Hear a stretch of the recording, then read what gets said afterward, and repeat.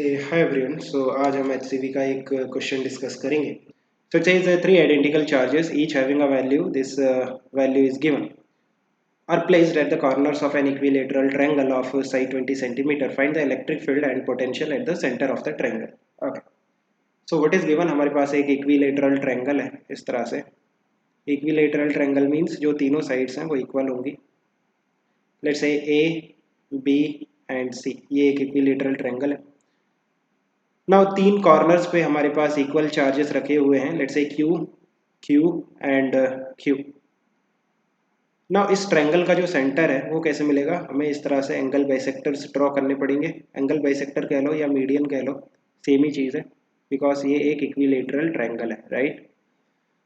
सो ये जो angle bisectors है जिस पॉइंट पे इंटरसेक्ट करेंगे, ये जो पॉइंट ऑफ इंटरसेक्शन है यही आपका सेंटर होगा इस ट्रायंगल का। ना पॉइंट ए पे जो चार्ज Q है उसके कारण जो इलेक्ट्रिक फील्ड आएगी सेंटर पे, उसका जो डायरेक्शन होगा वो ये डायरेक्शन होगा, है ना, directly away from point A, because जो चार्ज है वो पॉजिटिव है। पॉइंट बी पे जो चार्ज Q है उसके कारण जो इलेक्ट्रिक फील्ड आएगी सेंटर पे, उसका डायरेक्शन होगा directly away from point b, ये आ गया E। पॉइंट सी पे जो चार्ज Q है उसके कारण जो इलेक्ट्रिक फील्ड आएगी सेंटर पे, उसका जो डायरेक्शन होगा वो होगा directly away from point c, ये इस तरह से यहाँ पे इलेक्ट्रिक फील्ड। अब देखो जो इलेक्ट्रिक फील्ड आएगी, है ना, सेंटर पे, because of the three charges, उनका डायरेक्शन अलग अलग है बट मैग्नीट्यूड सेम होगा। मैग्नीट्यूड क्यों सेम होगा, बिकॉज जो चार्जेस है कॉर्नर पे उनका मैग्नीट्यूड सेम है, and by symmetry you can say जो डिस्टेंस है सेंटर का फ्रॉम द थ्री कॉर्नर्स वो भी same. So that's why electric field का जो मैग्नीट्यूड होगा सेंटर पे, है ना, because of the three charges that will be same but direction अलग अलग होगा। बाय सिमेट्री यू कैन से कि इनके बीच में जो एंगल आएगा वो आएगा 120 डिग्री। ये जो इलेक्ट्रिक फील्ड आ रही है सेंटर पे, इनके बीच में जो एंगल आएगा वो आएगा 120 120 120 बाय सिमेट्री यू कैन से। सो अगर आपके पास तीन वेक्टर्स हैं ऑफ इक्वल मैग्नीट्यूड, उनका मैग्नीट्यूड सेम है बट उनके बीच में जो एंगल है वो है 120 120 120।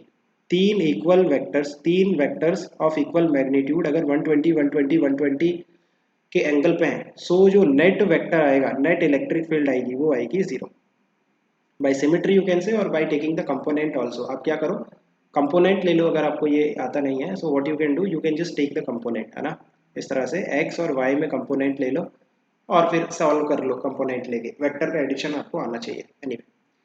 So net electric field at the centre will be 0। Now हम बात करते हैं पोटेंशियल की। सो आप देखो इस तरह से ये हमारे पास ट्रायंगल है,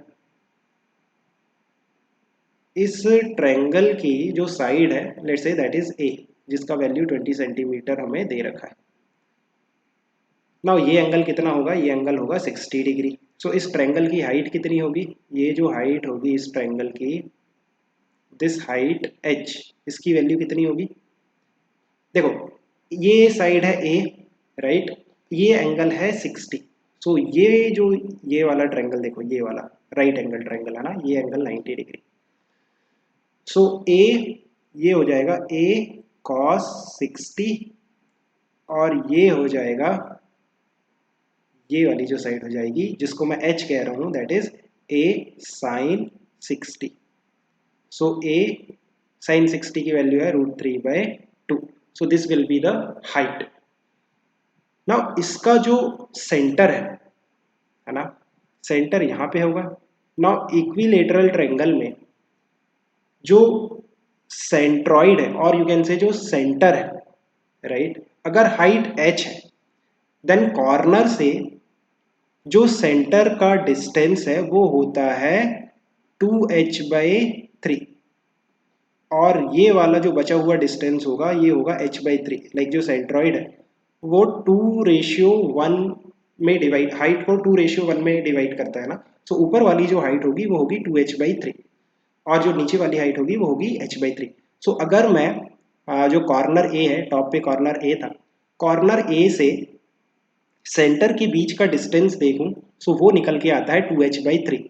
और आप देखो कि 2h/3 और यहाँ पे 2/3 h का जो वैल्यू है, h का वैल्यू है ये, है ना, a√3/2। सो a√3/2, सो 2 से 2 कैंसिल और ये √3, सो ये हो जाएगा a/√3।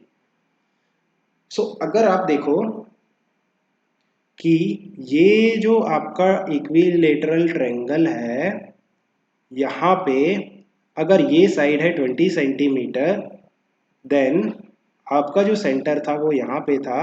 सेंटर और जो पॉइंट जो कॉर्नर ए है इसके बीच में जो डिस्टेंस आ रहा है ये आ रहा है a/√3।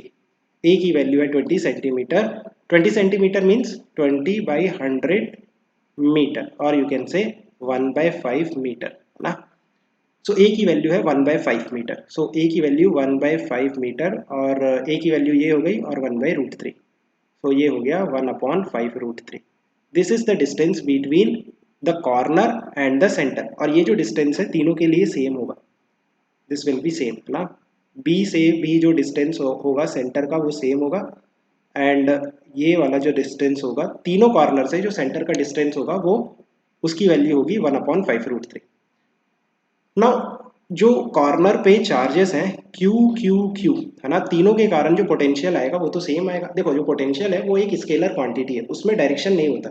सो आप क्या करो, पोटेंशियल एक चार्ज के कारण निकालो और उसको 3 से मल्टीप्लाई कर दो, बिकॉज तीनों चार्जेस के कारण जो पोटेंशियल आएगा वो सेम आएगा, बिकॉज तीनों चार्जेस का मैग्नीट्यूड भी सेम है और जो डिस्टेंस है तीनों चार्जेस का सेंटर से वो भी सेम। सो एक चार्ज के कारण जो पोटेंशियल आएगा सेंटर पे वो आएगा KQ/R, और मैं इसको 3 से मल्टीप्लाई कर देता हूँ, है ना। सो ये हो जाएगा टोटल पोटेंशियल 3, K की वैल्यू है 9 × 10⁻⁹, Q की जो वैल्यू है that is 10⁻⁻8 coulomb, divided by R की जो वैल्यू है वो है 1/5√3। इसको सॉल्व कर लो, इतना आपका आंसर आ जाएगा ना। This will be the value, numerical answer you can find out. देखो काफ़ी सिंपल सा कैलकुलेशन हो जाएगा। ये 10⁻⁻8 है ना, 10⁻9 के साथ कैंसिल हो जाएगा, 10 बचेगा। You guys can solve this. Okay, keep working hard, best of luck, bye.